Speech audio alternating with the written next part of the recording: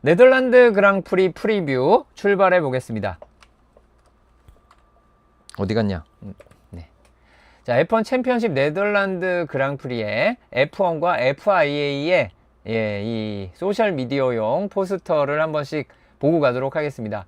자, 왼쪽 아래는 왼쪽은 네덜란드 그랑프리를 F1에서 그린 포스터가 되겠는데, 올투 드라이브 4로 이번에 특별한 이미지 만들어서 뿌렸죠. 이 아래쪽은 약간 그 이미지와 영상 만들었던 거, 그거를 좀 염두에 둔 부분인 것 같고, 위쪽을 보면 베르스타펜 당연히 나와야죠. 센터죠. 그리고 네덜란드 출신일 뿐만 아니라 네덜란드 그랑프리에서 너무 강했기 때문에 나와야 되고, 지난해 네덜란드 그랑프리 폴 포지션과 우승 가져간 피아스트리, 그리고 지난해 네덜란드 그랑프리에서 샤를 르클레르 는 아니겠죠. 네, 왜 안토넬리일까요? 아, 챔피언십 선두라서.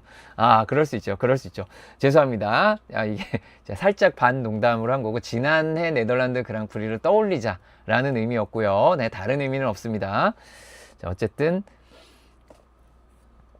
그렇고요. 근데 다시 한번 FIA에서 포스터를 너무 잘 만든다.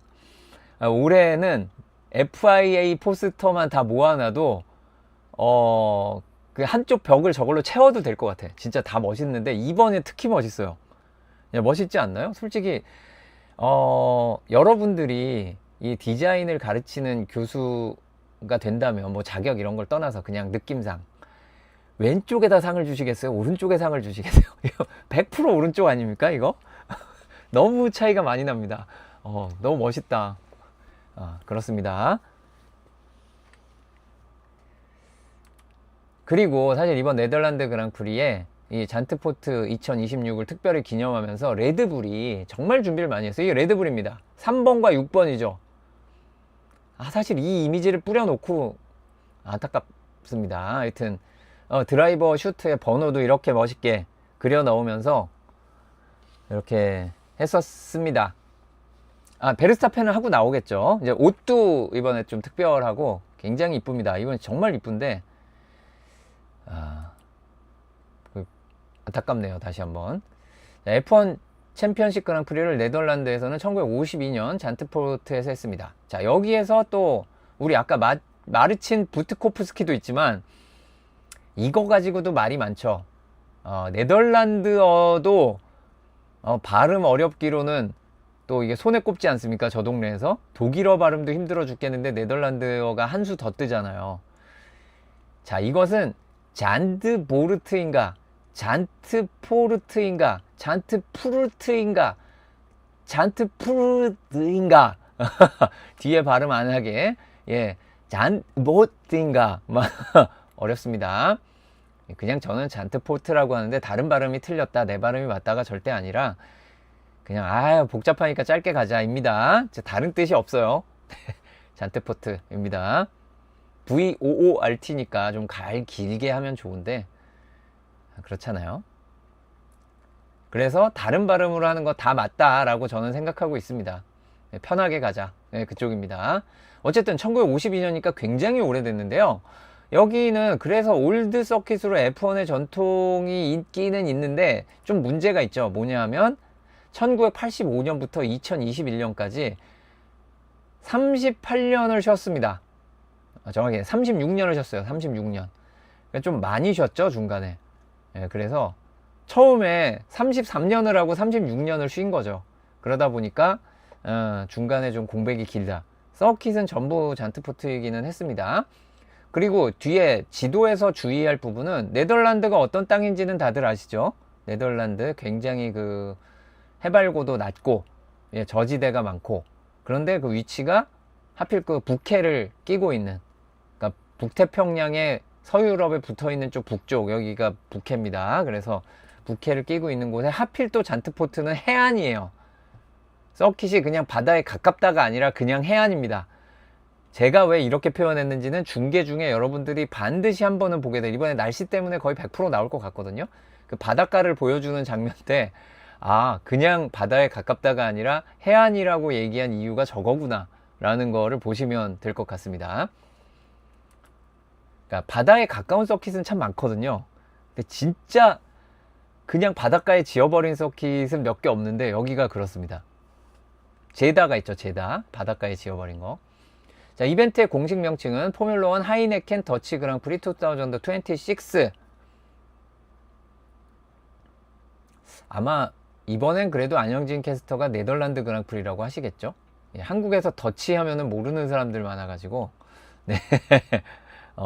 제가 영어 기준으로 읽을 때나 저거를 더치라고 하지, 한국인들을 대상으로 우리말 할 땐 더치란 말 안 쓰거든요. 예. 더치페이도 잘 안 합니다, 저는. 예, 그래서 여기는 아마 네덜란드 그랑프리라고 하시지 않을까 싶습니다. 그런데 한글 이벤트 공식 명칭은 왜 더치라고 썼냐? 저건 잘못 썼죠. 네, 저 네덜란드라고 해야 됩니다. 더치 아닌데 네덜란드라고 써야죠, 한글은. 그렇습니다. 화란 그랑프리라고 할 수도 있는데, 옛날식이면. 옛날에는 화란이라 그랬죠, 화란. 예. 혹시라도 옛날 거 보셔서 화란이라고 써 있으면은 그게 네덜란드를 가리키는, 그러니까 독일, 저머니는 독일이라고 하잖아요. 잉글랜드 영국 하잖아요. 그거 하듯이. 네. 네덜란드는 화란이라고 하던 시절이 있었습니다. 자, 넘어가고요. 중요한 것은 이벤트 타입이 AFC입니다. 아시안 풋볼 챔피언십 아니고요. 자, 어쨌든 스프린트가 껴있다는 얘기고, 21일 첫날에 두 번째 세션이 프랙티스 2가 아니라 스프린트 퀄리파잉이고, 22일 퀄리파잉 데이의 오전 세션이 프랙티스 3가 아니라 스프린트죠. 아, 그렇습니다. 스프린트라니. 자, 네덜란드 그랑프리 지난해 퀄리파잉 상위권 결과를 보면 확실하게 맥라렌이 앞서 나갔던 것을 알 수 있습니다. 예, 베르스타펜만 그나마 4분의 1초 차로 붙었고, 아이작 하자부터는 0.5초 이상 맥라렌에 뒤졌었습니다.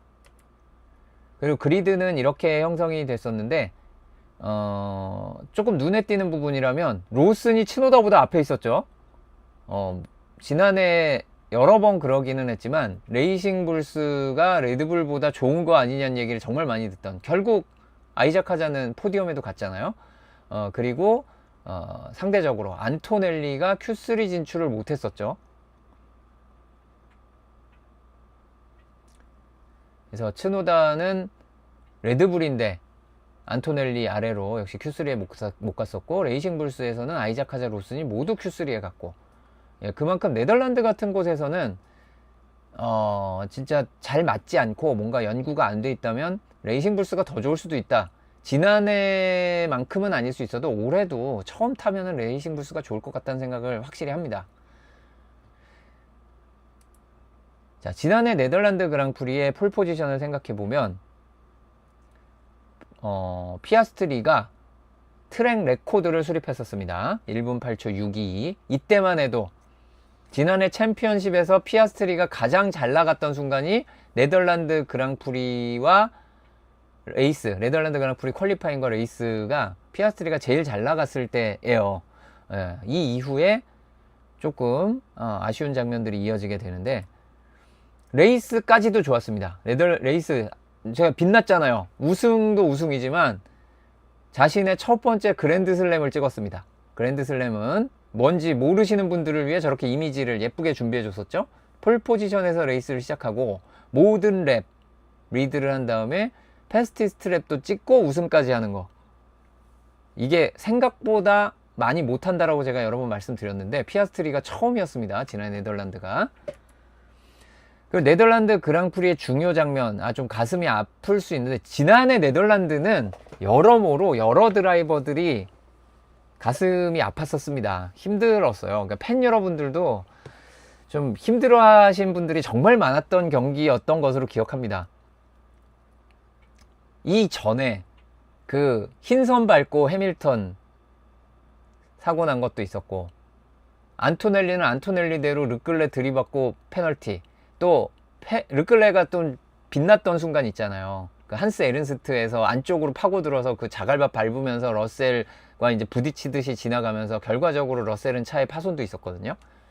이런 걸 생각하면 여러모로 가슴 아픈 드라이버들이 천지였던 경기지만, 그래도 제일 슬퍼 보였던 두 명은 트랙에 잠시 앉아 있었던 르클레와 노리스가 아니었나 싶습니다. 특히 이때 노리스는 챔피언십 끝난 거 아니냐는 얘기가 나왔었습니다. 솔직히 저도 어렵겠다라고 생각했어요. 이때 결과 보고선. 그러나 그는 챔피언이 됐습니다. 예, 그러니까 지금 편하게 얘기할 수 있지.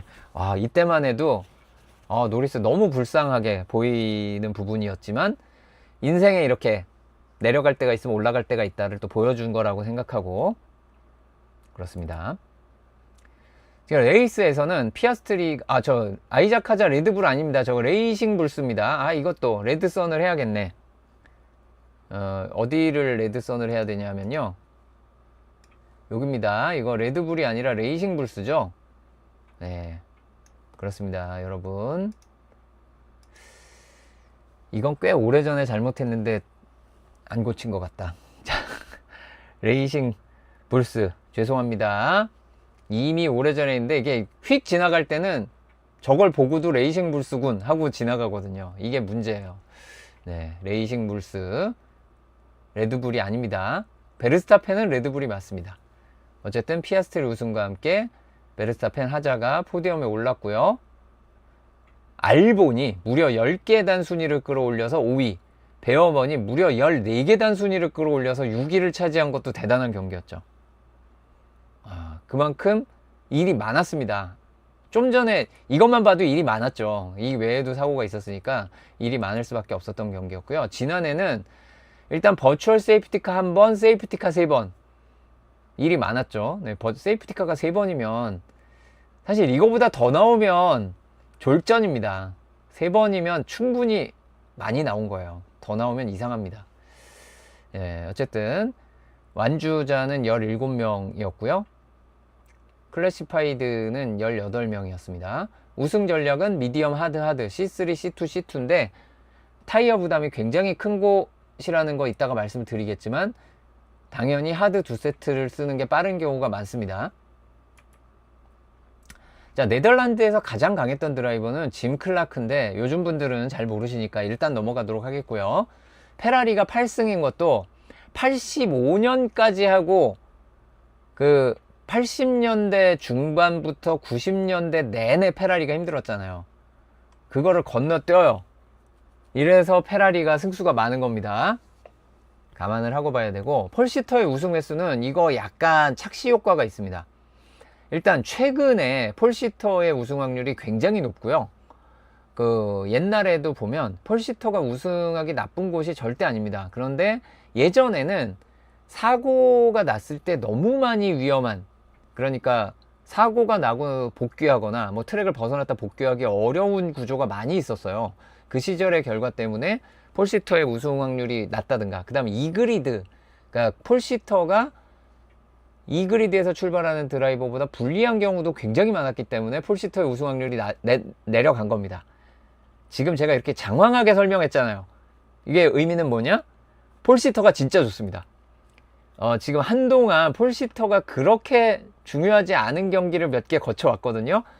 여기 좋습니다. 네덜란드는 폴시터 킹왕짱이에요. 폴 따야 됩니다. 과연 퀄리파잉에서, 이거는 이제 스프린트도 마찬가지였죠. 레이스가 그 정도면 스프린트도 스프린트 폴이 킹왕짱이겠죠. 우승을 하려면 퀄리파잉에서 가장 좋은 기록을 내야 됩니다. 다들 화이팅 하십시오. 자, 네덜란드 그랑프리 최근 퀄리파잉 1위부터 3위를 보겠습니다. 2021, 22, 23 베르스타펜의 3연승이 있죠. 한 번만 더 했으면은 짐 클라크와 어깨를 나란히 했을 텐데 어쨌든 3연승을 했었고, 최근 2년은 요거는 퀄리파잉이죠. 죄송합니다. 근데 뭐 레이스도 똑같아요. 자, 퀄리파잉과 레이스의 맨 앞에 보시면 앞에 있는 사람 이름이 똑같죠. 네, 아까도 잠깐 말씀드렸듯이 폴시터가 매우 유리합니다. 매우 유리합니다. 어쨌든 퀄리파잉에서 잘하는 드라이버들이 레이스를 잘하기도 하겠죠. 폴시터가 유리한 걸 떠나서. 그런데 베르스타펜이 매우 강하고 최근에 맥라렌이 좋았다. 두 가지가 눈에 띄고, 베르스타펜이 강한 건 여기에서는 우승 3번 눈에 띄지만 그 다음에 그리드도 3그리드, 2그리드 안에 다 있잖아요. 여기도 1, 2위 안에 다 있잖아요. 베르스타펜이 정말 압도적으로 강한 곳이 맞습니다. 자, 서킷 잔트포트 알아보도록 하겠습니다. 이 서킷 로고 여러 가지가 있는데 이런 게 있어요. 이 모양만으로 우리는 잔트포트라고 생각합니다. 설마 그런 분은 없겠지만 서킷 모양을 가지고 물건을 만들어서 파시면 안 됩니다. 저거.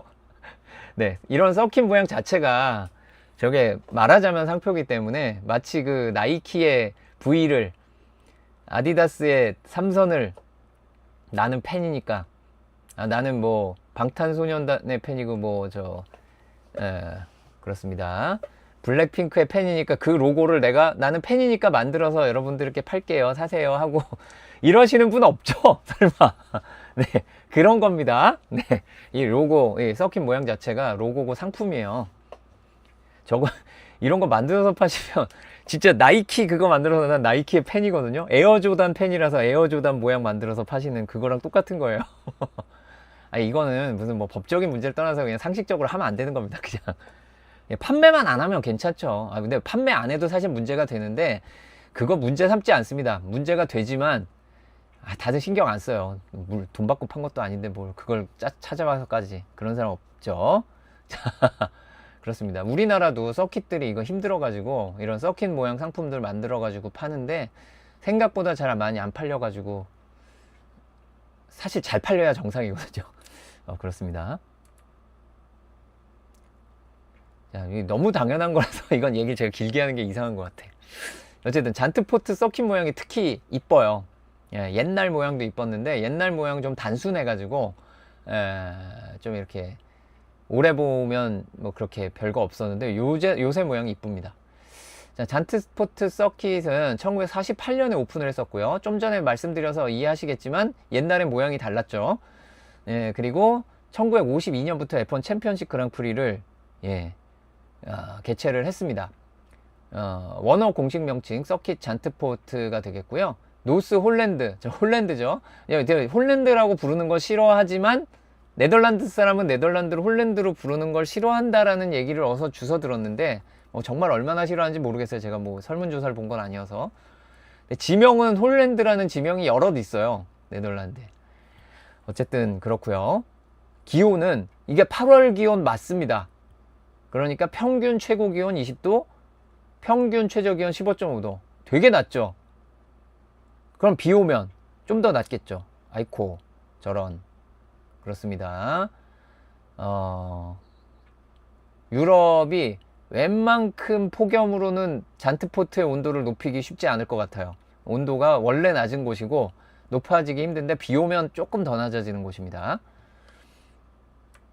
시간대는 익히 유럽에서 보던 그 시간대가 맞습니다. 우리나라랑 7시간 차. 지금 썸머타임이라서 썸머타임 없을 때 8시간 차입니다. 자, 잔트포트 서킷의 서킷 맵이 되겠고요. 이제 왼쪽에 보면 긴 스트레이트가 있잖아요. 피스트레이트. 이 피스트레이트의 왼쪽에 제가 북쪽을 표시하는 저 나침반을 하나 그려놨잖아요. 저기가 바다예요. 저쪽이 바다가 아니라 저 정도 나가면 바다입니다. 그 정도로 바닷가예요. 제가 그 얘기를 하려고 하는 거였습니다. 진짜 가까워요. 뭐 정확히 재구한 거는 아니어서 살짝 아닐 수도 있지만 거의 그렇습니다. 거의 바닷가예요. 그리고 코너는 단 14개밖에 없는데 중간에 숫자 색이 좀 거시기한 곳이 있어요. 서킷 레이아웃 자체는 설명이 길지 않습니다. 이거 잠깐 설명을 드리면 일단 여기에서 이전에 못 보셨던 느낌. 숫자를 써놓은 브레이킹 존이 4개밖에 없어요. 는 무엇이다? 좀 브레이크를 건드려야 되는데 세게 밟는 곳이 진짜 적고요. 생각보다 길게 가속하는 구간이 많습니다.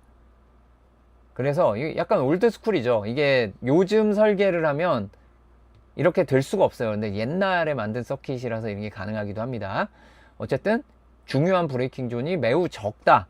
브레이크가 몇 번, 그러니까 오히려 식어서 걱정이지 브레이크 자체의 성능이 모든 걸 좌우하는 곳은 아니라는 걸 알 수 있습니다.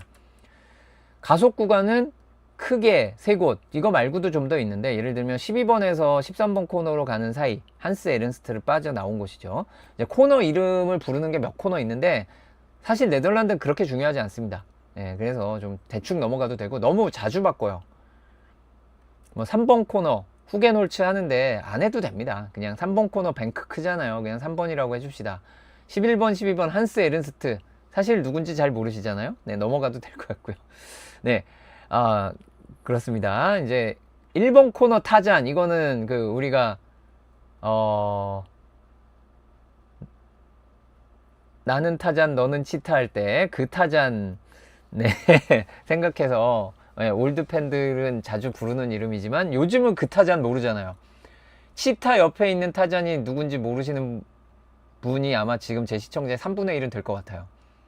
예, 어쨌든 별로 중요하지 않습니다. 그래서 네덜란드는 연식에 비해서는 올드스쿨이라 코너 이름 외우는 이런 거에 신경을 좀 안 써도 되고 돈 내고 코너 이름 가져갔던 데가 너무 많아서 그렇기도 해요. 이전에 예를 들면 13번 코너가 옛날에 기아 코너였거든요. 어느 회사가 돈을 냈겠어요? 기아가 냈겠죠. 네, 그런 겁니다. 돈 내고 이름 가져가는 이런 게 누적되면 예, 올드스쿨로서 코너 이름이 예, 사랑받지 못하게 된다. 예, 그런 느낌 어느 정도 있습니다. 그럼에도 불구하고 카시오 트라이앵글, 야, 그러니까 스즈카의 그 카시오 트라이앵글은 얼마나 인상적이었으면 심지어 그 회사 지금 다른 회사에다가 넘겼는데 아직도 카시오라고 하죠. 뭐 그렇습니다. 자, 첫 코너부터 보겠습니다. 이것이 타잔입니다. 타잔이라는 헤어핀인데 우선 모양만 보면 너무나 간단해서 뭐 할 얘기가 없으시겠네요 라고 하는데 여기가 할 얘기가 정말 무진장 많은 곳입니다. 무진장 많은 코너 정말 많습니다. 우선 이 코너의 특징, 평면도로 봐서는 알 수 없지만 이게 뱅크가 있습니다. 이 뱅크가 뭔가요? 조금 있다가 제가 오늘 우리 또 F1 처음 보시는 분들을 위해 설명 준비했으니까 조금만 기다리시고요. 뱅크가 있어서 바깥쪽으로 그냥 돌기, 안쪽으로 돌기, 아웃인아웃 하기 해가지고 라인이 정말 많습니다. 그래서 안쪽으로 파고들었다고 추월이 성공되는 것도 아니고 바깥쪽으로 돈다고 그냥 빨리 도니까 무조건 오케이도 아니고 굉장히 여러 가지 일이 벌어질 수 있어요. 그런데 이 1번 코너가 뭐예요? 매우 긴 가속 구간, 심지어 이 14번 코너를 초거대 뱅크를 심어가지고 엄청나게 가속을 하잖아요. 속도는 속도대로 높여서 나와서 들어오는 브레이킹 존이니까 뭐 난이도가 어떻게 됐든 하여튼 어렵습니다. 브레이킹 존이. 놀라운 건 뭔지 아세요? 옛날에는 여기 런오프가 없었어요. 처음 옛날 잔트포트의 무서움, 이게 거의 무슨 뭐 모나코처럼 방호벽이 한 몇 미터만 나가면 바로 방호벽, 런오프가 없었어요. 이게 이렇게 모양을 만들어 놓은 기세. 제가 왜 여기에서 사고가 많이 났었다라고 얘기하는지 아시겠죠? 예, 안전 개념이 없던 시대는 진짜 그렇게 만들었습니다. 이걸 그냥 돌린 거예요. 벽으로. 거의 5m도 없었던 것 같은데 옛날엔. 근데 지금은 광활한 런오프가 있습니다. 그리고 이 런오프는 더 올라가요. 이것도 안쪽이 낮고 바깥쪽이 높아서 제가 뱅크라 그랬는데 이게 더 올라갑니다. 그래서 가파르게 돼 있어서 속도가 잘 줄어요. 속도가 잘 줄지만 그럼에도 불구하고 비 올 때 만약에 미끄러지고 브레이크 진짜 하나도 안 들면 가서 부딪힙니다. 그래도 부딪혀요. 그래서 서포트 레이스 하면은 여기 사고가 좀 나는 곳입니다. 예, 그래서 주의를 해야 된다. 당연히 F1도 사고 날 수 있고요. 여러 드라이버들이 여기서도 많이 나지만 휠 투 휠로 이렇게 나가다가 부딪히는 차들 정말 많죠. 나갈 때는 과연 내가 바깥쪽으로 더 움직여도 나의 권리가 있는 것인가 없는 것인가, 저놈의 권리가 있는 것인가 없는 것인가를 고민할 일이 정말 많습니다. 심지어 여기 핀레인 출구가 옆에 있어요. 그리고 이 그림에서 이미 느껴졌겠지만 1번 코너를 폭넓게 잡아주기 위해서 폭이 진짜 넓죠. 핀레인 출구까지 합쳐가지고 굉장히 넓습니다. 그래서 현대적으로 여기까지 가요. 근데 여길 지나고 나면 자, 이제 코너 다 돌았지. 그럼 원위치 하면서 폭이 확 줄어듭니다. 이거 뭐지? 갑자기 깔때기죠. 그런데 여기에 길이 평탄하지 않아요. 여기서의 평탄하지 않다는 뭐 요철도 있긴 있는데 더 중요한 것은 좌우로 캠버가 그냥 미친 듯이 바뀌는 서킷이에요. 1번 코너도 여기 넘어가면서 바뀝니다. 심지어 앞뒤로도 높이 변화가 있어요. 그러니까 좌우로 높이 변화, 앞뒤로 높이 변화가 같이 있는 1번에서 2번으로 가는, 야, 이 1번 코너 하나 가지고 얼마나 난리 버거집니까? 그것이 타잔이다. 예. 마치 타잔이 덩굴을 타고 나무에서 나무를 오르내리듯이 줄타기를 하듯 여러 가지 상황에 대처하면서 오르락 내리락 해야 되는 것이 타잔입니다. 자, 그 다음 2번과 3번을 한꺼번에 보여드렸는데요. 그 2번에 막 그 캠버 변화도 있고 만만치 않다라고 말씀을 드렸는데, 앞으로 나올 친구들에 비하면 별거 아닐 수도 있습니다. 물론 굉장히 많이 미끄러집니다. 그래서 여러 가지 이슈들이 생기는데, 여기서 라인도 바뀌고, 보시면 이게 1번에서 이렇게 가잖아요. 이거는 코너를 안 쳐요. 코너 안 치기 때문에 여기가 2번인데, 이렇게 2번이면 이게 내 차가 이쪽으로 한번 2번 방향을 바꾸고선 3번으로 가야 되잖아요. 근데 이 3번이 뭐냐? 아까 존 후겐홀츠, 스즈카 얘기를 많이 했는데, 그 스즈카 디자인 하신 분, 존 후겐홀츠, 요한 후겐 헤르츠, 그 네덜란드어 발음이 있는데 잘 모르겠고요. 하여튼 뱅크가 17도, 18도, 19도, 뭐 사람에 따라 얘기가 좀 다릅니다. 하여튼 많이 있어요. 많이 기울어져 있습니다. 이렇게 돌게 돼요. 약간 어떤 느낌이냐면은, 뉘르부르크링 좋아하시면 카라치올라 카루셀 아시죠? 그거보다 많이 기울어져 있는데 그거보다 조금 짧아요. 그 정도의 뱅크입니다. 대신에 뱅크 자체의 넓이는 넓죠. 예. 카라치올라 카루셀은 그 안쪽만 뱅크가 돼 있어가지고, 어쨌든 근데 그래서 이 2번에서 3번 라인 잡는 것이 굉장히 어렵습니다. 그리고 이게 뱅크가 있는, 이거는 또 우리 인디카나 나스카, 미국에서 특히 오벌 경기를 많이 보시면 맨날 나오는 거 있죠. 내가 하이냐 로우냐 미들이냐, 어디로 가느냐에 따라 얘기가 많이 달라지잖아요. 여기서도 달라집니다. 다릅니다. 분명히 어디로 가느냐에 따라 다른데, 퀄리파잉을 할 때는 손쉬운 정답이 있어요. 하지만 레이스에 배트라는 과정이라면 절대 정답이 없습니다. 특히 첫 랩 정답이 없어요. 안쪽이 좋은지 바깥쪽이 좋은지. 바깥쪽은 빠르고요, 안쪽은 가깝습니다.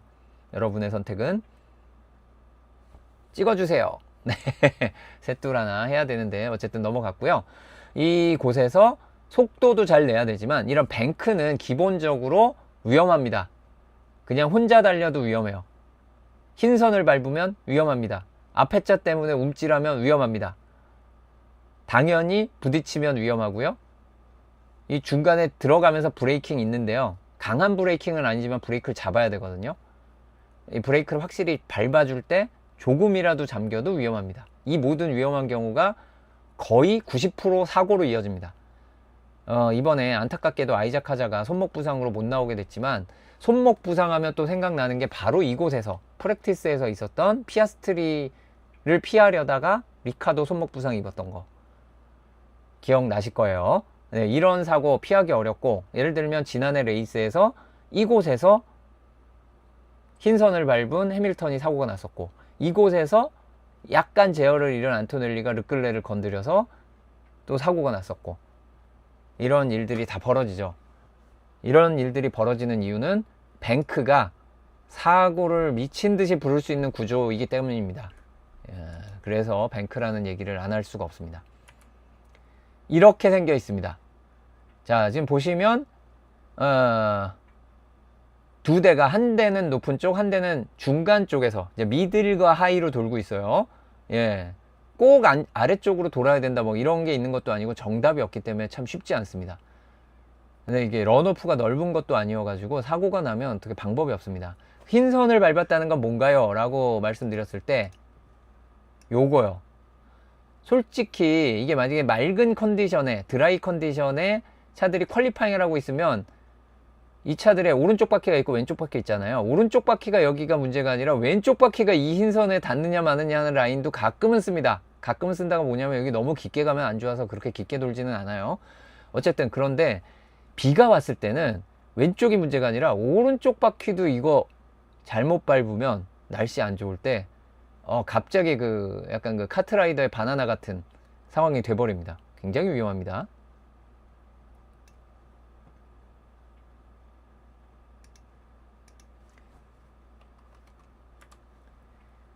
자, 그리고 갑자기 섹터 2로 뛰었습니다. 이게 뭔 의미냐면, 사실 섹터 1에서 3번 코너부터 이후 4, 5, 6번이 이어져요. 여기가 할 얘기가 없냐? 많아요. 많은데 그림으로 보여드릴 필요가 사실 거의 없는 수준이어서 그렇습니다. 이게 뭐냐면, 앞뒤, 전후, 좌우로 모든 각도가 계속 바뀝니다. 그런데 가속이에요. 아, 힘들다. 오르락 내리락을 살짝쿵 하면서 높이 변화 자체는 크지 않은데 계속 변해요. 그게 그냥 높이 변화만 있는 게 아니라 아까 말씀드렸듯이 좌우로, 전후 좌우로 계속 바뀌면서 가속을 하는 겁니다. 피곤하죠? 그냥 산길 같다고 보시면 돼요. 포장공사 좀 대충 하고 만든 산길. 그런 느낌입니다. 이걸로 계속 가속을 하는 거예요. 그러다 보니까 3번 코너를 빠져나올 때 탈출 속도가 중요해서 무리해서 바깥쪽을 타다가 잔디밭을 좀 밟는다든가 아니면 너무 깊게 나간다든가 아니면 다른 차를 건드린다든가 해서 또 사고가 많이 나고, 그걸 빠져나왔다고 하더라도 4, 5, 6번이 가속 구간이기 때문에 여기에 문제가 많이 생깁니다. 가속 구간인데 똑바른 가속 구간, 평평한 가속 구간도 위험하잖아요. 그런데 전후좌우로 흔들리면 자리 싸움을 만약에 하고 있으면 굉장히 위험하지 않습니까? 정말 조심해야 됩니다. 그리고 6번 코너에서 7번 코너로 가면서 갑자기 오르막에서 내리막으로 한 번에 쭉 내려가는 구간이 나와요. 그래서 이 5번 코너에서 6번 코너 갈 때가 많이 위험한데, 특히 6번에서 7번 코너 넘어가는 순간 여기 파란색이 시작되는 구간이 별로 찾아보는 걸 제가 권하지는 않습니다만 그래도 크게 다쳤던 것까지는 아니니까, 신우현 선수가 주니어 포뮬러에서 물론 지금도 주니어지만 어쨌든 좀 더 낮은 대회에서 여기서 큰 사고를 당했던 게 6번에서 7번 넘어갈 때예요. 그러니까 내가 잘하는 것도 중요한데 옆에 친구가 조금만 문제 있는 드라이빙을 하면 그게 아주 심각하게 문제 있는 게 아니더라도 옆에 차가 굉장히 큰 사고가 날 수 있다는 걸 보여주는 겁니다. 이것이 6번에서 7번 쪽입니다. 그리고 7번 쪽은 이제 내리막으로 갑자기 바뀌면서 고속 코너이기 때문에 라인 잘 잡지 않으면 또는 공기역학적 성능이 너무 안 좋으면 이곳에서 속도를 줄이거나 트랙을 벗어나는 두 가지 안 좋은 일을 겪게 되겠죠. 자, 그리고 7번 코너에서 또 은근히 레이스카의 성능 차이가 나오기도 하고 드라이버들이 그나마 속도감을 제대로 느낄 수 있는 이 서킷이 오른쪽으로 도는 코너들이 많은데 이 7번 코너도 유명한 오른쪽으로 도는 코너입니다. 아까 그 후겐홀츠는 왼쪽으로 도는 거였는데 이 타잔도 오른쪽으로 돌았잖아요. 이 7번도 오른쪽으로 돕니다. 그 다음에 8번, 9번도 오른쪽으로 돌죠. 마지막에 그 뱅크가 심한 14번도 오른쪽으로 돕니다. 어느 쪽 타이어가 힘들까요? 여러분들이 생각해 보시기 바랍니다. 자, 그렇게 7번에서 나중에 얘기해야지. 한쪽 타이어를 엄청 괴롭히고 나면 8번 지나서 9번을 가게 되는데 이 9번이 생각보다 강한 브레이킹이 한번 들어가야 됩니다. 하지만 이후에 더 강한 브레이킹이 필요해서 이곳이 아주 강한 최고의 브레이킹 존까지도 아니에요. 그러니까 목숨 걸고 브레이킹은 아니지만 꽤 브레이크를 잘 밟아야 되고, 하나 더 중요한 거, 9번부터는 7번, 8번까지 속도가 중요했다면 8번은 브레이크를 저기도 한번 걸치지만 어쨌든 9번에서는 라인이 더 중요할 수 있습니다. 왜냐하면 10번 코너 빠져나갈 때 응징당해요. 9번에서 라인이 안 좋으면 앞에 있든 뒤에 있든 무조건 응징을 당하게 되어 있습니다. 10번 코너. 즉 9번은 빨리 들어가는 것과 뭐 브레이크를 늦게 밟고 자시고 하는 것보다도 9번을 나올 때 정확한 라인을 타는 것을 먼저 우선시해야 된다. 빠르고 정확하면 좋죠. 하지만 만약에 빠르지 못하더라도 정확한 라인만 탈 수 있다면 그게 정답입니다. 19번에서 잘못해서 10번 나올 때 응징이 무슨 얘기인지는 아마 스프린트나 레이스 때 많이 보시게 될 것 같아요. 다음 10번 코너는 왼쪽으로 길게 도는 헤어핀인데요. 이곳은 가속이 정말 중요합니다. 다음 한스 에른스트까지 제법 긴 가속 구간이 있는데, 이 네덜란드 그랑프리의 특징 중, 그러니까 잔트포트의 특징 중 하나가 긴 가속 구간 전에 뱅크 있음. 일단 2, 3번은 별로 안 길다고 하더라도 4, 5, 6, 7 길잖아요. 이 전에 3번에 뱅크가 있었고 피스트레이트 전에 14번에 아주 큰 뱅크가 있습니다. 마지막 하나 백스트레이트라고 할 수 있는 10번, 11번 코너 사이에서 한스 에른스트로 향하는 이 백스트레이트는 가속 시작을 뱅크가 없는 곳에서 합니다. 아무래도 뱅크가 있는 곳을 기준으로 셋업이 잡혀 있을 가능성이 좀 있고, 그 말이 무슨 뜻이냐면은 이곳에서 가속을 똑같은 마음으로 시작하면은 리어가 논다는 거예요. 리어가 논다는 얘기는 이제 엉덩이가 실룩한다, 오버스티어가 걸린다, 스냅이 걸린다, 뭐 여러 가지 표현 가능하죠. 많이 보시게 될 겁니다. 이 10번 코너는. 그러더라도 가속을 해야 돼요. 어쨌든 밀리든 말든 이 밀리는 거는 어쩔 수 없다. 각오를 하고 해야 되고, 물론 심하게 걸려서 사고 나는 일 피해야 되겠죠. 심하게 걸리면 당연히 안 좋고 약간은 흔들리더라도 가야 됩니다. 그리고 이제 문제의 한스 에른스트 11번 12번 코너가 되겠고요. 복합 코너. 지난해 기억나시나요? 끌레가 이렇게 와가지고 러스에 이렇게 가는데 여기 거의 자갈밭 거의 다 들어가서 여길 치고 들어와서 추월을 했던 장면. 여기 이게 자갈밭이라는 뜻이죠. 탈출로 있고요. 이렇게 돌아나가는. 그 다음에 여기 벽이 있어요. 여기 통로 없습니다. 통로. 그게 뭔 소리냐면 여기서 브레이킹 실패! 여기까지 온 다음에 그냥 가야지. 가 안 돼요. 안 됩니다. 이렇게 가야 됩니다. 여기서 서버렸어. 이렇게 가야 됩니다. 부딪히지 않고 섰으면 다행이죠. 이 긴 가속 구간에 강한 브레이킹 들어가기 때문에 못 설 수도 있어요. 그리고 여기서 턴인이 제대로 안 되면, 속도가 제대로 줄지 않거나 차가 안 돌면 이 자갈밭 들어가게 되고, 여길 들어갔다 나오면 당연히 시간 손해를 엄청나게 많이 보게 되고요. 민폐도 끼치게 되죠. 이 자갈을 트랙에 옮겨 놓은 죄. 이 죄인만 탓하다가 안 되니까 굉장히 끈적한 자갈들을 지금은 투입하고 있습니다. 그리고 노폭에서 느껴지시겠지만 11번에서 12번 한스 에르스 중간까지 이 폭과 나와서의 폭이 다르죠. 여기 진짜 좁습니다. 이 좁은 걸 왜 특히 많이 느끼게 되냐면 화면에 자주 나와요. 언제? 퀄리파잉. 이번엔 스프린트 퀄리파잉도. 차들이 여기에서 다음 랩을 시작할 때 속도를 당연히 줄이거든요. 느리게 가면서 뭔가 시작하는 차를 보여줄 때 여기부터 보여주는데 이쪽에서 이쪽을 이렇게 바라본단 말이에요. 13번에서 12번 쪽을 바라보고 이렇게 보면 진짜 좁아요. 이 좁은데 차들이 애매하게 있고, 만약에 누구 지나 보낸다 하면은 사실은 아닌데 느낌상은 야 진짜 딱 2대 지나갈 공간에 옆에 그 길에 주차해 놓은 골목에 한 대밖에 못 지나가는 길을 지나가는 그 느낌. 실제로는 그렇진 않습니다. 실제로는 그렇지 않지만 느낌상 그렇게 보여요. 그만큼 좁다. 굉장히 좁은 구간이 기다리고 있습니다. 이 가속도 생각보다는 중요한 것이 다음 13번 코너에서 살짝 브레이크를 건드려 준 다음에 속도를 유지해서 이 중간쯤 오면 벌써 뱅크가 쫙 걸립니다. 무슨 얘기냐면 오른쪽은 높이가 그대로인데 왼쪽이 올라가요. 많이 올라가요. 많이 올라가요. 그래서 여기서 그냥 가속을 쭉 하죠. 이거 엔지니어들이 정확히 계산해 줘야 됩니다. 그러니까 내 차의 성능과 가속 특성 이런 거 모두 감안해서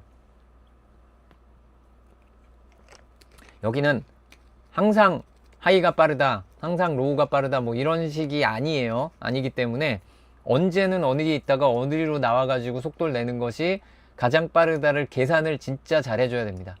그래야지 좋은 기록이 나오겠고요. 어쨌든 이런 식으로 뱅크를 빠져나오게 되면 피스트레이트로 하겠는데, 자, 이 뱅크는 얼마나 기울어져 있을까요? 자, 차가 아닌 사람들이 있는 사진. 왜냐하면 차는 여길 달려오면 그 노면의 수평인 것처럼 생겼을 거 아니에요, 차는. 하지만 사람은 중력의 방향에 맞춰서 걸어야 되기 때문에 기울어져 있더라도 이렇게 걷게 됩니다. 자, 이것이 잔트포트 서킷의 14번 코너 큰 뱅크였고요. 자, 오늘의 특집 롤, 캠버, 그리고 뱅크에 대해서 설명을 드리는 시간을 갖도록 하겠습니다. 기초적인 얘기입니다. 기초적인 용어에 대한 얘기인데 중계 중에 하도 많이 이야기할 거라서, 중계 중에 이거 다시 설명할 시간이 별로 없을 거라서 오늘 설명을 좀 하려고 합니다. 여기서의 롤은 리그 오브 레전드 아니고요. 돌아간다는 때 롤이고요. 캠버는 사실 모든 기울어져 있는 건 다 캠버라는 표현을 쓰기 때문에 뭐 레이스카에 바퀴가 기울어져 있는 것도 캠버라고 하잖아요. 그거 말고 여기서는 트랙의 캠버를 얘기하는 겁니다. 뱅크도 여러 가지 뜻이 있는데 여기서는 뚝의 의미를 가진 뱅크를 말하는 겁니다. 첫 번째는 롤입니다. 저게 맞나 스펠링이? 자, 어쨌든 LL 아닌가? 갑자기 갑자기 순간 이상한 스펠링을 본 것 같은데, 자, 어쨌든 그렇습니다. 레이스카가 이렇게 있다라고 쳐요. 뒷모습을 기준으로 보겠습니다. 뭐 언제적 레이스카냐 이런 거는 그렇게 중요하지 않습니다. 그냥 차가 있었다. 아이고 죄송합니다. 넘으면 안 되는데 넘어왔어.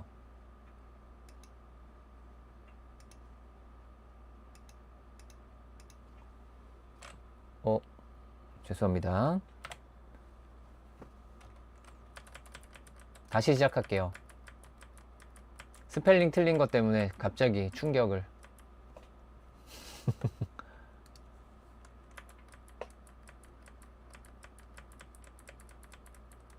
연타를 해서 넘어왔습니다. 자, 롤, 캠버, 뱅크에 대해서 알아보도록 하겠습니다. 네, 지나가다가 레드선 주의하시기 바라고요. 자, 롤, 캠버, 그리고 뱅크. 예, 롤은 리그 오브 레전드 아니고요. 네, 이제 돌아간다 할 때 그 롤이고요. 락앤롤. 네, 그리고 캠버는 모든 것에 기울어진 것은 다 캠버란 표현을 쓰지만 여기서는 지면이 기울어져 있는 경우를 얘기하는 겁니다. 뱅크는 뚝을 의미하는 걸 쓰겠고요.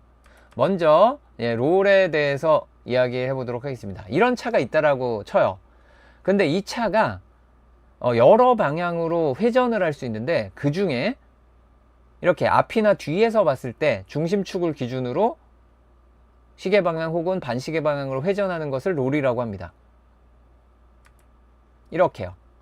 왼쪽으로 도는 코너. 그러니까 이 차가 지금 뒤에서 보고 있잖아요. 그러면 여기서 왼쪽으로 돌아 나간다라고 할 때 차는 화면에 보이는 것처럼 빨간색으로 저쪽 바깥쪽 바퀴가 눌리게 되고요.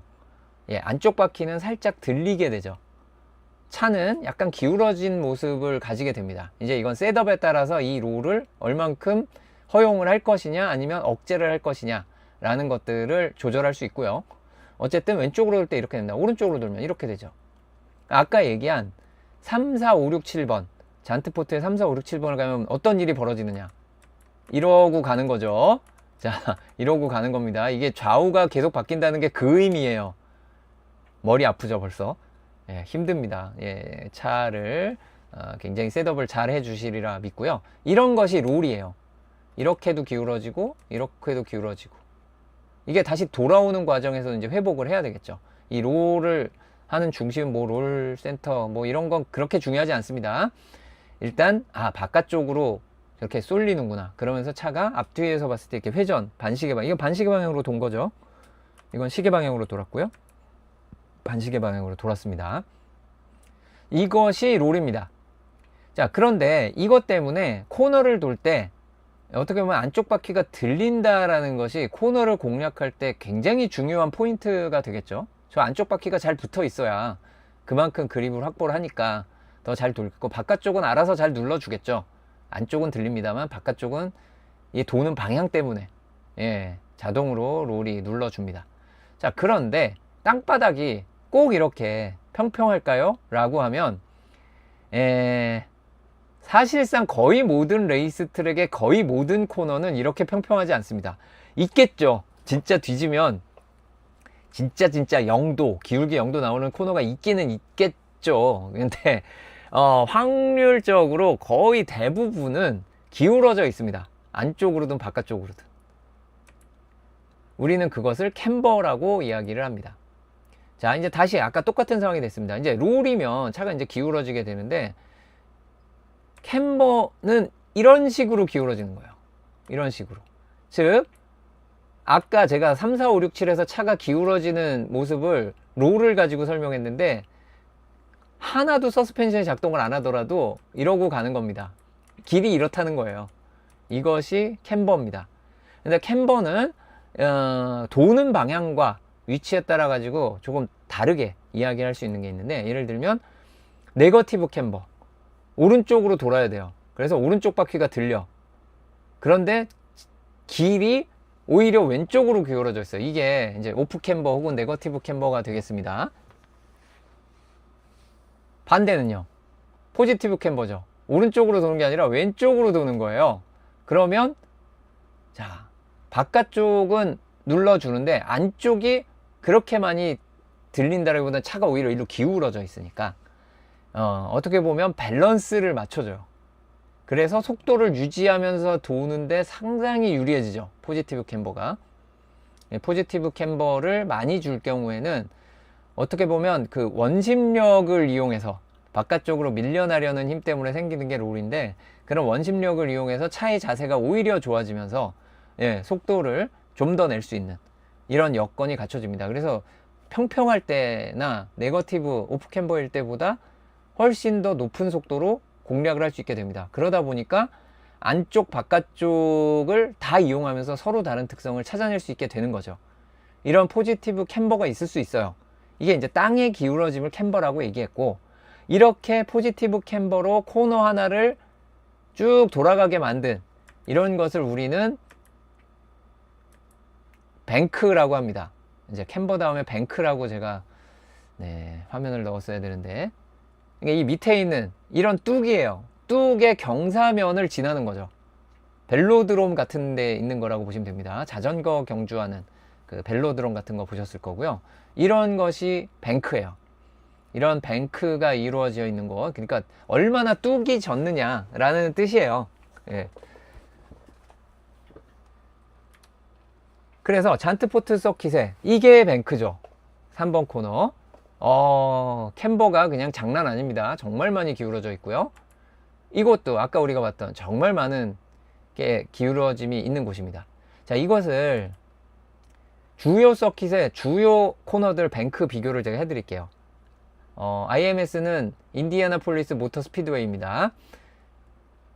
한글로 다 쓰기 귀찮아서 저렇게 썼어요. 양심 고백했습니다. 저는 귀찮아서.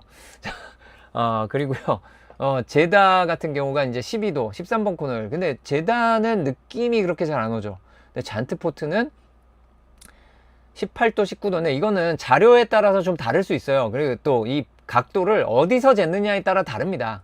그래서 조금씩 오락가락 하는데, 아무리 낮게 잡아도 16도 이상, 아무리 높게 잡아도 한 20도 정도까지로 봅니다.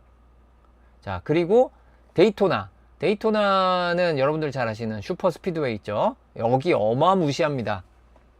저거 31도는 진짜 장난이 아니에요.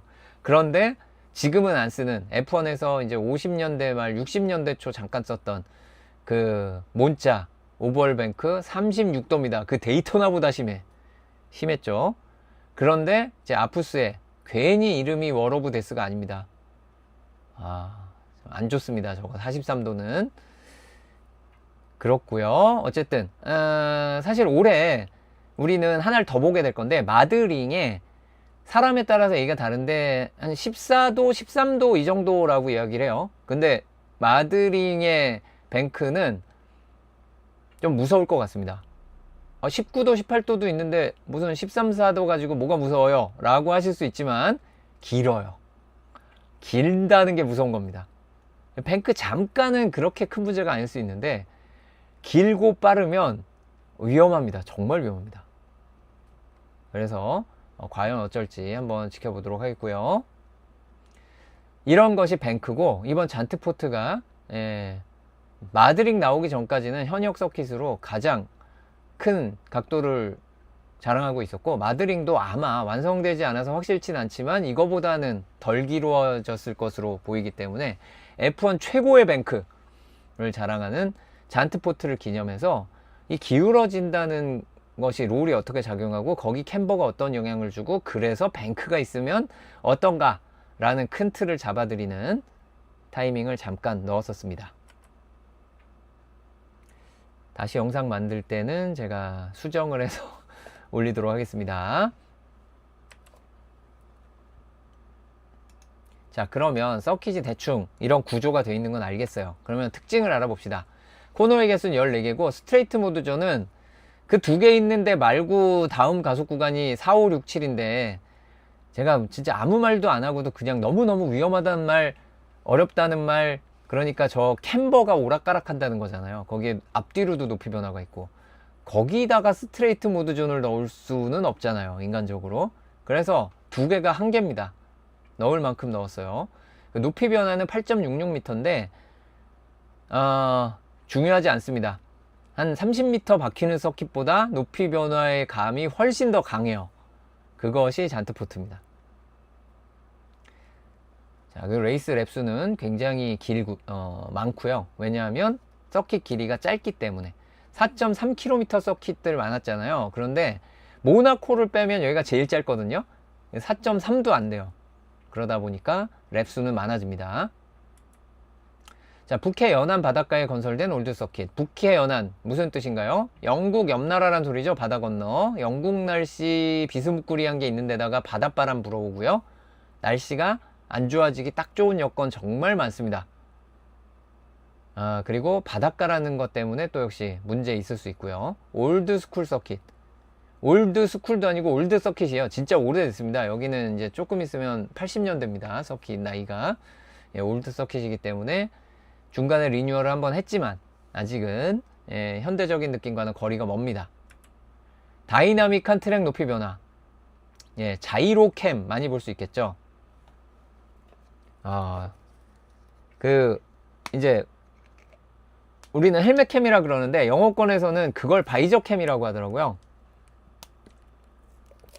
헬멧을 보이도록 찍는 카메라를 헬멧캠이라고 뭐 부르기 나름입니다만, 뭐 이런 거 다 법이 정해진 거 아니니까 편한 대로 부르시면 되겠습니다. 어쨌든 그 바이저캠이든 헬멧캠이든 헬멧 속에 들어간 카메라에 자이로를 넣어서 얼마나 기울어져 있는지를 시청자 여러분이 느끼게 해드리는, 드라이버가 멀미가 날 것 같으면 시청자 여러분도 같이 멀미를 느껴보라는, 그런 영상이 나올 수도 있습니다. 자, 2026 캘린더 기준 모나코 다음으로 짧은 서킷입니다. 아까 말씀드렸듯이 4.3이 안 됩니다. 짧아요. 트래픽 이슈 퀄리파잉에서 많겠죠. 근데 심지어 이번에 스프린트 퀄리파잉도 해요. 아이구야. 네, 트래픽 이슈 정말 중요하고, 제 설명을 잘 들으셨으면 여러 차례 여기 정말 좁고요, 여기 정말 좁고요, 여기도 정말 좁고요, 제가 말씀을 많이 드렸는데 트래픽 이슈, 그런데 짧아. 한숨이 갑자기 나오죠. 자, 매우 큰 각도로 기울어져 있는 턴3와 턴14의 뱅크. 아리에 루엔딕과 존 후겐홀츠인데 뭐 이름은 그냥 안 하셔도 됩니다. 다양한 코너가 짧은 호흡으로 이어지는 섹터 1. 이게 아주 박진감이 넘칩니다. 거의 뭐 1, 2, 3, 4, 5, 6, 7 여기까지 한 호흡으로 가는 느낌인데, 그냥 자이로캠이나 뭐 헬멧캠이든 뭐든 그냥 뒤에서 따라가는 카메라만 봐도 짜릿합니다. 그래서 보는 맛이 있어요. 그러나 지금까지 얘기했던 모든 요소가 한데 모아졌을 때 결론 한 가지. 추월이 어렵겠구나. 온통 좁고요, 긴 가속 구간 없고요, 현대적인 틀캐드롬처럼 추월 구간을 만드는 설계 아니고요. 자, 이 모든 요소가, 지금까지 얘기한 요소가 더해져서 추월은 상당히 어렵습니다. 자, 그랑프리 피렐리 프리뷰를 잠깐 보고 가시도록 하겠습니다.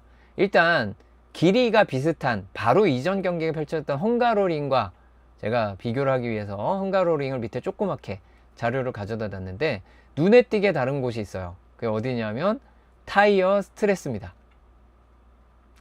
레터럴 지포스는 한 단계 높은데 타이어 스트레스는 두 단계 높죠. 기울어진 코너들, 특히 오른쪽 코너들이 너무 많아요.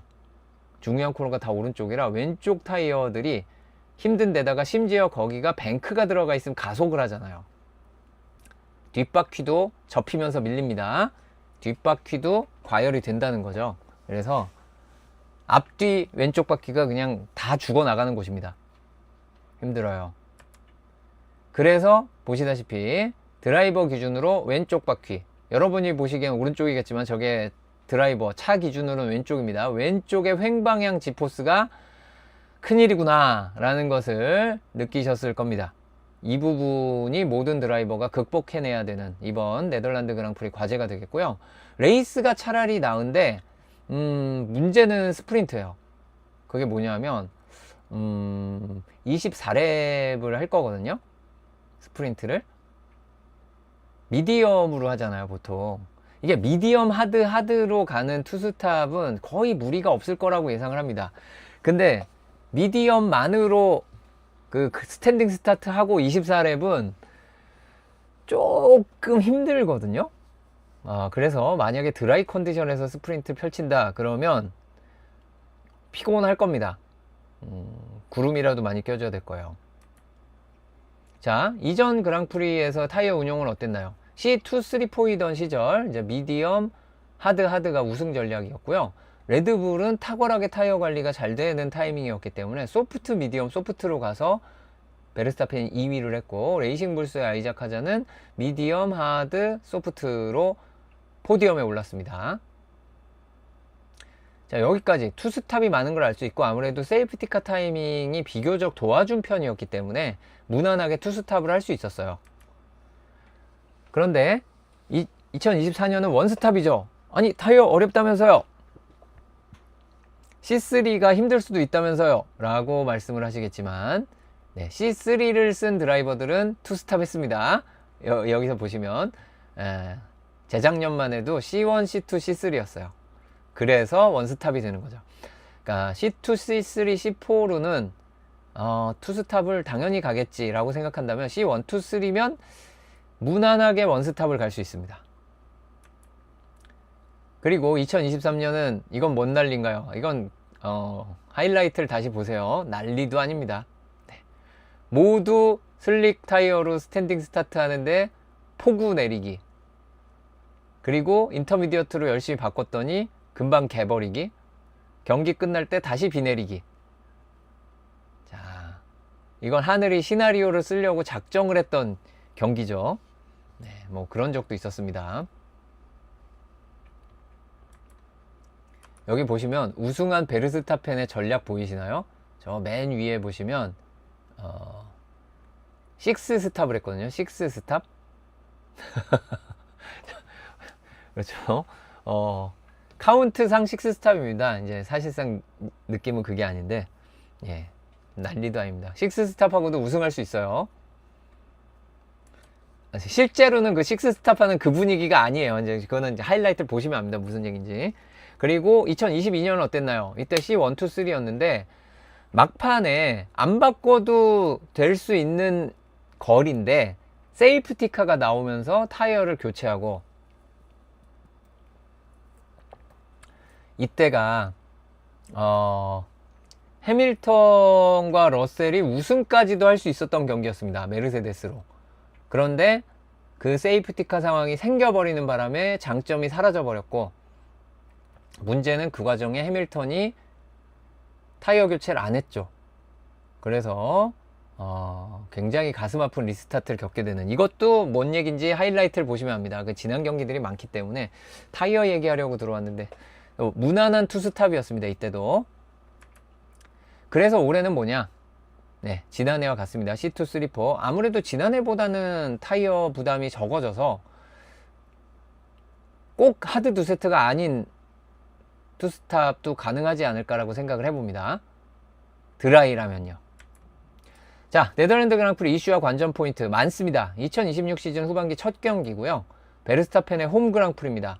내년에는 사라질 수도 있다는 게 중요한, 이따가 그 얘기도 하겠습니다만, 어쨌든 현재 어떤 의미에서 지금 인기가 제일 높은 드라이버가 베르스타펜이잖아요. 최근에, 그러니까 작년에 챔피언을 못 땄을 뿐이지 그 전까지 4년 연속 챔피언을 했던 이런 드라이버가 인기가 있는 게 지극히 정상입니다. 그래서 그 제일 인기 높은 드라이버의 홈 그랑프리예요. 중요할 수밖에 없고, 이거 매우 중요합니다. 자, 이제 알겠어. 이 얘기는 귀에 못이 박히도록 들어서 다 아시죠? 이 얘기 처음 들었다. 지금 몇 명이냐 시청자? 네, 시청자를 보니 슈퍼챗이 하나도 없는 것을 확인했지만 그건 중요하지 않고요. 자, 어쨌든 네, 지금 많은 분들이 시청을 하고 계신데 지금 1000분이 계시면 아마 10분 이하라고 생각합니다. 이번에 에스턴 마틴 새로운 파워 유닛이 들어오는 걸 몰랐다. 네, 1%라고 생각을 합니다. 자, 그런데 그래서 얼마나 좋아지느냐 궁금하지 않으세요? 좋아졌는데 한 0.2% 좋아졌어. 거의 뭐 랩타임에 영향이 없어. 이럴 수도 있죠. 모르는 겁니다. 모르는 거죠. 그런데 진짜 많이 좋아졌어요. 막 한 30마력 더 나와. 30마력 더 나오면 뭐 중위권에서는 가장 빠른 차 중에 하나가 될 수도 있거든요. 중위권에서 가장 빠른 차 하나가 벌써 되면 연말에 진짜 얘네 어떻게 될지 몰라요. 무서운 친구들이 되는 겁니다. 그래서 이번 결과가 아직은 파워 유닛도 그렇고 바디워크도 그렇고 출발점이기 때문에 이 네덜란드가 시작인데 시작이 어디냐가 굉장히 중요합니다. 이제 혼다가 여러 차례 업그레이드 할 수 있는 기회가 있는데 뭐 어차피 페널티 받는 거고, 투입할 걸 미리 안 투입하는 것도 그렇고 투입해 가지고 검증할 것도 필요하니까 딱 한 번, 이번 업그레이드가 끝이에요. 처음이자 끝입니다. 올해는. 내년에 토큰이 더 있지만 올해는 두 번째 토큰을 안 쓸 거거든요. 그래서 이 엔진이 정말 많이 중요합니다. 이거를 수정은 하겠지만 큰 틀에서 이대로 끝까지 가는 거예요. 올해는. 그런데 얼마나 좋을까. 그래서 제가 자주 가져오는 이 혼다의 오리아라 신타로님 이야기를 좀 가져왔습니다. 이 네덜란드 그랑프리는 혼다에게 굉장히 중요한 마일스톤이 될 것이다. 여기에 우리의 새로운 스펙 파워 유닛을 투입하기 때문에. 그렇죠. 이것은 HRC 혼다의 본체죠. 네, 혼다의 모터스포츠 본체가 HRC입니다. 사쿠라에 있는 혼다의 HRC에서 모두가 열심히 일한 결과고, 함께 일한 결과고, 얘네만 한 게 아니라 HRC UK, 영국에도 있죠. 그 다음 에스턴 마틴도 있죠. 이게 같이 협업을 한 결과다라고 나오고, 사실 뭐 이거는 공식적으로 뉴스가 나온 것은 아니지만 여러 인터뷰 내용을 봤을 때 대부분의 혼다 파워 유닛을, 그러니까 레드불을 챔피언을 만들 때 그때 혼다 파워 유닛 개발팀에 있던 사람들의 상당수가 복귀를 했다라고 해요. 이번 거를 개발하는 과정에 다 복귀를 해서 다 참여를 했었다라고 합니다. 그래서 잘하는 사람들이 건드린 거기 때문에 괜찮지 않을까? 라는 추측을 좀 해봅니다. 그러니까 이걸 처음 만들기 시작할 때는 인원이 30%도 안 남아 있었다 그랬거든요. 다 딴 부서 가고. 여기도 난리가 나니까 이제 다시 다 불러온 거겠죠. 그래서 잘하면 좋겠습니다. 에스턴 마틴이 살면 F1이 흥할 수 있어요. 갑자기 에스턴 마틴이 잘하면 관심 없던 사람들도 뭐지? 꼴찌의 반란인가 하면서 좋아할 수 있잖아요. 다음 네덜란드 그랑프리에서는 처음으로 펼쳐지는 스프린트 편성 주말입니다. 이 좁은 트랙에서 스프린트라고 쇼? 네, 보죠. 누구 아이디어인지. 지난 그랑프리와는 또 다른, 그러니까 느린 서킷이고 길이도 비슷하고 추월 어렵고, 여기까지 보면은 헝가로링이랑 굉장히 비슷해 보이잖아요. 근데 헝가로링보단 좀 빠릅니다. 확실히 긴 가속 구간도 더 있고요. 근데 뜯어보면 완전히 다른 서킷이죠. 그래서 맥라렌 굉장히 좋아 보이던데, 근데 혹시 메르세데스가 이번에 업그레이드 엄청나게 좋은 거 가져와서 또 메르세데스? 아니면 맨날 혹시만 하고 있는 페라리? 아니면 레드불, 그래도 베르스타펜 홈 그랑프리니까 베르스타펜도 강하니까 혹시 해볼 수 있는 곳이 바로 네덜란드고요. 중위권 경쟁 구도는 정말 알 수 없습니다. 그냥 금요일 중심으로 무시할 수 없는 강우 확률. 일단 강우 확률이 뭐 90% 100%는 없어요. 그래서 확실히 오는 건 아닌데 금요일은 50%가 넘어갑니다. 토요일 일요일은 아니라서 일단 안 온다라고 생각을 해야 되지만 금요일은 50%가 넘기 때문에 그러면 올 것 같다로 봐야 되죠. 50% 넘는 상황이면. 분명한 예보는 하나 있습니다. 낮은 온도. 어떻게 업어치고 맺혀도 최고 기온이 낮 시간에 높아야 22도, 21도 보고 있어요. 그러니까 타이밍이 그렇게 딱 맞지 않으니까 막 20도, 기온이 20도다? 날씨 흐리다, 비가 오는 예보가 있다는 거는 쨍쨍하지 않을 거란 소리잖아요. 비가 안 오더라도 흐릴 거라는 얘기라서 트랙 온도가 상당히 낮을 겁니다. 이것도 분명히 변수가 되겠죠. 그러니까 비 예보가 20%면 비가 안 오니까 아무 의미 없는 게 아니고 구름이 많이 껴서 트랙 온도가 많이 내려간다, 바람이 더 분다, 이 두 가지에서 변수가 분명히 있습니다. 자, 그리고 여기는 2페이지예요. 5가지가 더 있어서요. 당분간 마지막 네덜란드 그랑프리입니다. 당분간이라고 쓴 것은 또 돌아올 수도 있어서 일단은 마지막입니다. 내년엔 일단 없어요.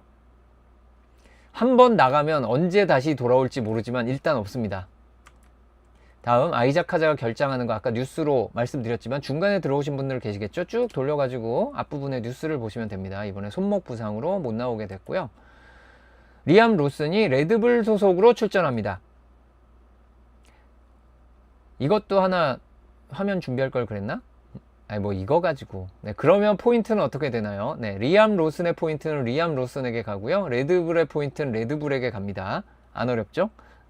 파워 유닛은 어떻게 되나요? 네, 아이작 하자의 차의 파워 유닛은 아이작 하자의 차에 귀속되어 있습니다. 아이작 하자의 차를 리암 로슨이 타도 그건 아이작 하자의 파워 유닛입니다. 네, 여기까지 설명하면 이제 다 됐겠지? 네. 츠노다 유키가 레이싱 불스 소속으로 출전합니다. 네, 노란색만 있으면 심심할까봐 흰색으로 했어요. 그래서 츠노다 유키는 10경기 만에 복귀전이 되었네요. 11경기 만에. 츠노다에게 굉장히 중요합니다. 이게 뭐냐면 내년에 혹시 F1에 다시 시트가 날 수도 있고 뭐 다른 모터스포츠 종목을 알아봐도 몸값을 올릴 수 있는 기회잖아요. 이번에 잠깐 나와서 잘해주면 새로운 무대에 적응을 잘할 거라는 인상을 줄 수 있기 때문에 굉장히 중요한 경기가 되겠고, 혹시 F1 팀과 딜을 하는 부분이 있다면 검증의 무대가 될 수 있습니다. 자, 그리고 마르친 부트코프스키가 지휘봉을 잡은 캐딜락의 첫 경기. 이분도 참 가슴 아픈 게 팀이 10등 팀일 때는 아니었는데 11등 팀으로 확실히 전력 면에서 11등 팀으로 내려가고 난 다음에 지휘봉을 잡았잖아요. 근데 뭐 예정된 건데 사실 데뷔 시즌에 11등을 안 하는 게 더 이상하기는 합니다. 예. 어쨌든 이런 어려운 순간에 지휘봉을 잡고 어떻게 이끌지 마르친 부트코프스키, 흔치 않은 폴란드 엔지니어니까 우리 지켜보도록 하겠습니다. 퀄리파잉 배틀 이번에도 중요할 텐데 또 눈여겨볼 부분은 에스턴 마틴입니다. 확실히 에스턴 마틴이 전력이 좋아졌는데 파워 유닛까지 좋아지면 랜스 스트롤도 의욕이 살아나지 않겠습니까? 그럼 과연 아직 녹슬지 않은 알론소와 스트롤이 어떨 것인가 굉장히 궁금하고요. 베르스타펜과 로슨의 팀메이트 배틀이 붙습니다. 그래서 아마 레드불과 레이싱 불스는 여기에서 숫자 조절이 없겠죠. 네. 챔피언십 포인트에서 중요한 부분은 역시 해밀턴과 안토넬리의 간격이 좁혀질까 보다도 해밀턴과 러셀의 배틀 2위 싸움이 더 뜨거워 보이고, 그거보다 조금 더 뜨거워 보이는 르클레와 노리스의 4위 싸움도 있습니다. 저 밑으로 가면 리암 로슨이 가슬리를 넘어서 9위를 달리고 있는데 아이작 하자 결장하잖아요. 8위의 하자와의 격차를 좁힐 수 있게 됐습니다. 컨스트럭터는 역시 페라리와 메르세데스의 격차가 72포인트, 페라리와 맥라렌 사이의 격차는 87포인트입니다. 그러면 맥라렌과 레드불이 제일 가깝긴 해요. 저쪽 동네에선. 상위권 팀들은 그렇고, 중위권은 매우 뜨거운 경쟁, 레이싱 불스와 알핀 5포인트 차고요. 아우디와 윌리엄스 1포인트 차입니다. 과연 이 부분은 어떻게 될지. 그리고 에스턴 마틴이 모나코 같은 약간은 운이 따라서 얻은 포인트 말고 좀 자력으로 얻은 것 같은 포인트를 딸 수 있을 것인지, 파워 유닛이 진짜 많이 강력히 대박 성공 좋은 놈만 있는 업그레이드로 쫙 나오면 할 수도 있는데, 세상 일이 그렇게 되는 게 없잖아요. 계획대로 안 되잖아요. 네, 제 그래픽 자료들은 다 숫자 틀리고 스펠링 틀리고 막 난리 나는데 하여튼 그렇습니다. 계획대로 되는 법이 없어서 어떨지 모르겠어요. 그리고 알론소는 평점 워스트 5 탈출을 노리고 있고요.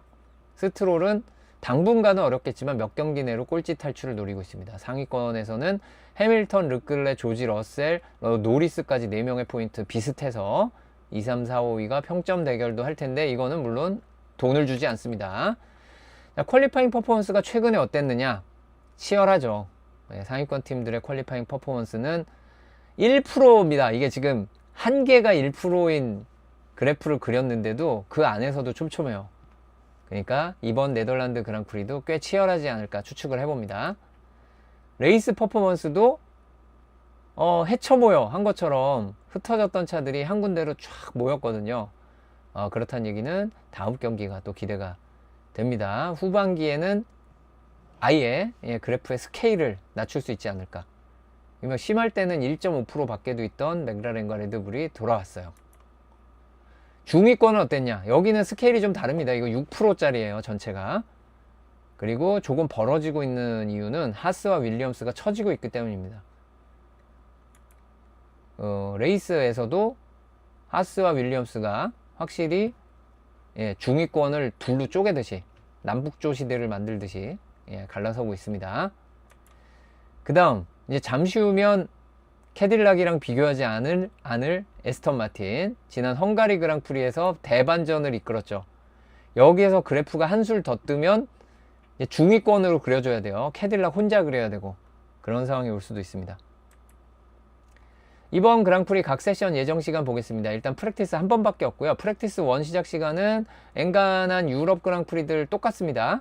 금요일 저녁 똑같은 게 아니네. 7시 반이니까. 자, 똑같지 않습니다. 7시 반. 네, 그리고 스프린트는 토요일 저녁 7시. 어차피 쭉 보실 거잖아요. 저 중간에 잠깐 쉬시고. 그래서 뒤에 있는 스프린트 퀄리파잉과 퀄리파잉은 언급을 안 했습니다만 한 11시쯤 이렇게 기억하고 계세요. 레이스는 10시가 되겠고, 방송 시작 시간 제일 중요한 거 역시 레이스 9시 15분부터 합니다. 정찰랩부터 보도록 하겠고요. 특히 꼭 잘 보셔야 되는 정찰랩은 스프린트일 수도 있는데, 스프린트는 정찰랩 때 참 안 틀어드리겠구나. 네, 안타깝지만 네, 그렇습니다. 비가 올지 몰라서 네, 그렇네요. 어쨌든 8월 21일 저녁 7시 15분에 첫 번째 세션 방송이 있습니다. 많은 시청 부탁드립니다. 지금까지 네덜란드 그랑프리 프리뷰였습니다.